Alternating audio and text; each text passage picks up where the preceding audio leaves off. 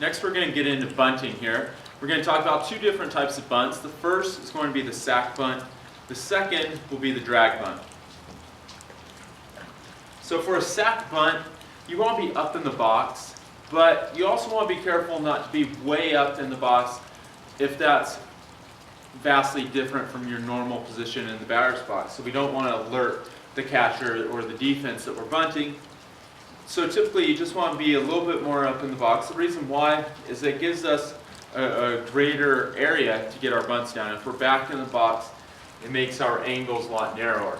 So we're going to be up in the box. We want to be up on the plate so we can get more plate coverage. It's easy to bunt a ball inside. It can be tougher to bunt a ball away from us. So we want to be up on the plate. Next, with our sack bunt, we don't want to square around like this. There's really no need to do that. It's slower.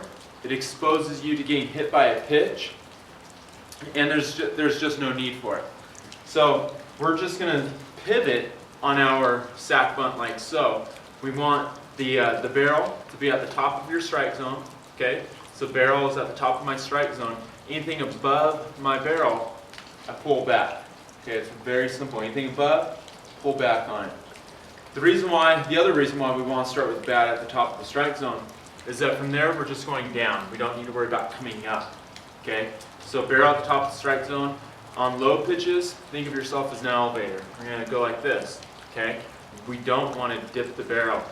We want to maintain this bat angle the whole time. Next, we want to bunt the ball either to first base over there or third base over here. Just make sure that you keep the ball away from the pitcher.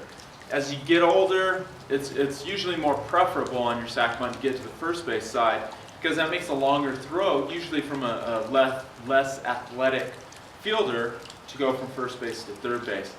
At the high school level or younger, I don't really care where you bunt the ball to as long as it's not back to the pitcher or right in front of the catcher. A play to the third baseman to wheel and deal to third base is tough. A play to the first baseman, the longer throw, that's tough too. So bunt whichever way you're more comfortable to. Most righties are more comfortable bunting to the right side. Most left-hand batters are more comfortable going to third base side. Whichever way you want to go, just keep it away from the pitcher, keep it away from the catcher right here. We want the arms to be extended, almost fully extended, just not quite, where we don't want to be straining. The reason why is if the bat's back here and your arms aren't extended, it's a lot tougher to see the ball. Okay, we want to see the ball at least come close to hitting the bat. Okay, right here. If you want to bunt the ball to the third base side, point the end of your barrel at first base like so. Now if you do that, that's going to put the ball right on the line. So for a sack bunt, a little bit less. For our drag bunts, which we'll talk about in a minute here, we do want to keep that angle pointing at first base so we can put on the line or foul. For the sack bunt, we don't need to put quite on the line. Just keep it away from the pitcher. All right, no pop-ups. So again, to recap what we're looking for out of a sack, we want to pivot. We want the barrel, the top of the strike zone. We want the arms out front. We want an elevator, okay? We don't want to dip the bat. Next, we want to have soft elbows. Think that you're just absorbing the ball with the elbows. We don't want to pull the bat back using the top hand. Because as we do that, watch my bat angle. Where am I going to bunt the ball to now? Probably back to the pitcher, right? So don't come back like so. Think soft elbows like this, both of them. So I maintain that bat angle to either the third base side or maintain that bat angle to the first base side. Also make sure on your sack bunts that you show the bunt early. We don't want to square around late, okay? That usually just puts too much stress on your timing. Also, people who square around late tend to have the barrel point at the pitcher and then try to correct it by almost like whipping the bat head. And that's not good at all. So those are the essentials of the sack bunt. Let's get into the drag bunt. We're not going to get into other types of bunts such as the push bunt, but I would like to cover the drag bunt here.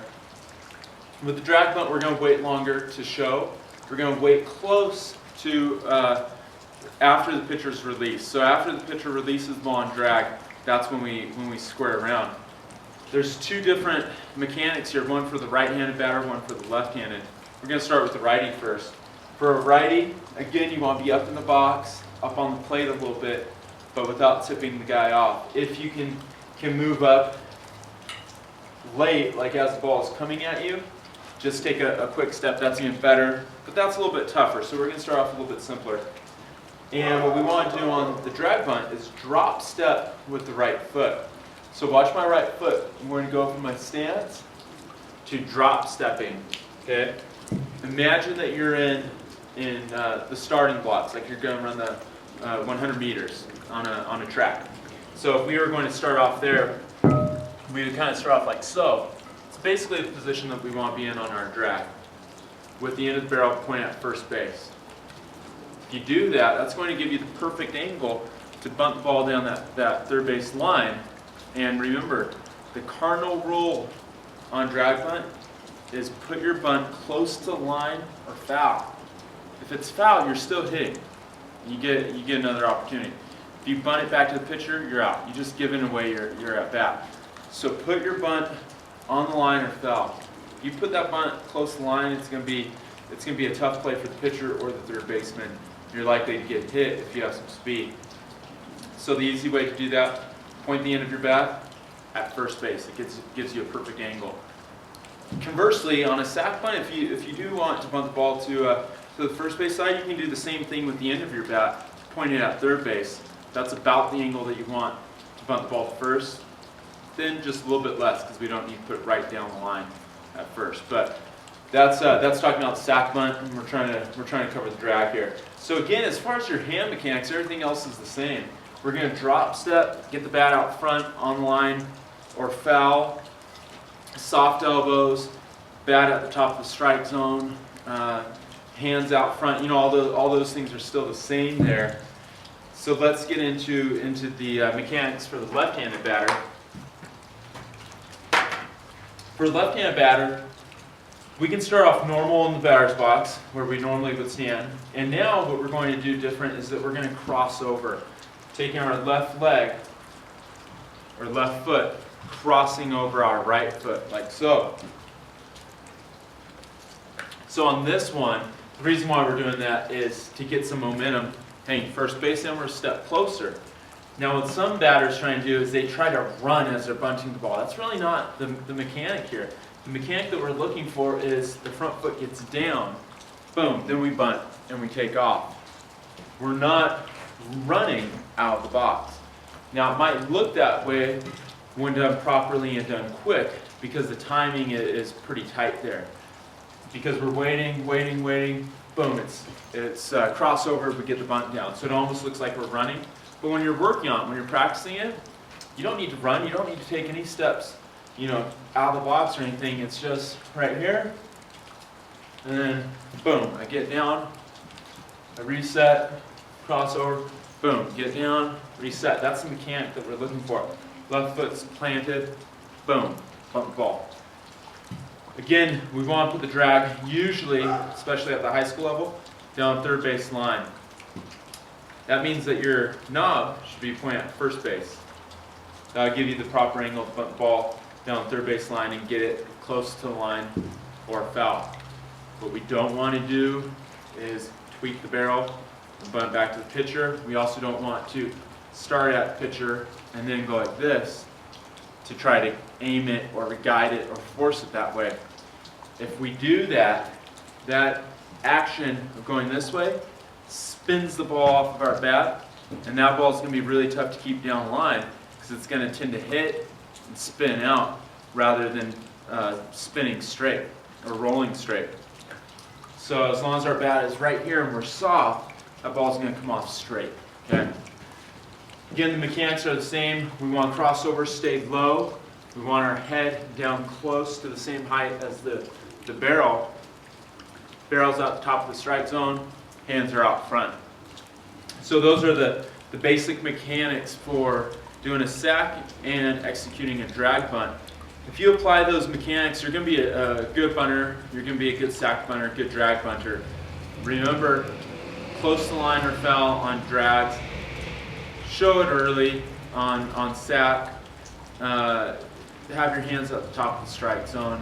Think soft elbows, and you got bunt strikes too. But my pet peeve is when a batter takes a strike on a bunt, especially on a sack bunt.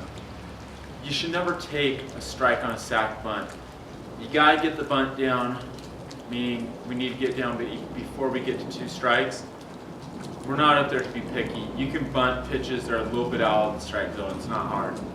You're not an umpire when you're sack playing. Your job is to advance those runners, get that bunt down, don't take strikes. Again, work on it a lot in practice, and bunting should be something that's automatic for you. It's hard to guarantee that you're going to be the best hitter in your league, but if you just decide, I'm going to be the best bunter in my league, you can be. It just takes a lot of reps. Be very attentive to the details, and you're going to be a great bunter.